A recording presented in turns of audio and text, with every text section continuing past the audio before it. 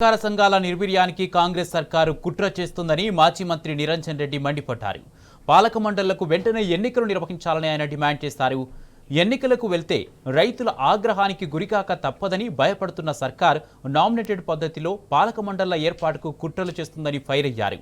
Nominated పద్ధతిలో పాలక వర్గాలను నియమించాలనుకోవడం పూర్తి అప్రజాస్వామికమన్నారు నిరంజన్ రెడ్డి.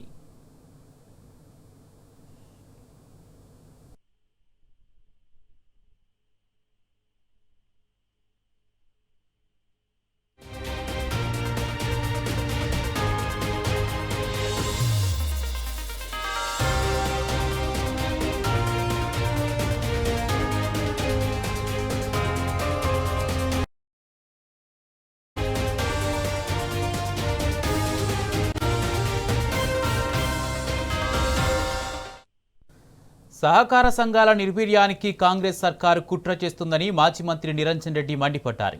పాలక మండళ్లకు వెంటనే ఎన్నికలు నిర్వహించాలని ఆయన డిమాండ్ చేశారు.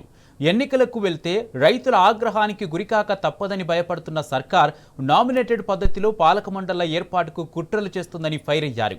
నామినేటెడ్ పద్ధతిలో పాలక వర్గాలను నియమించాలనుకోవడం పూర్తి అప్రజాస్వామికమన్నారు నిరంజన్ రెడ్డి.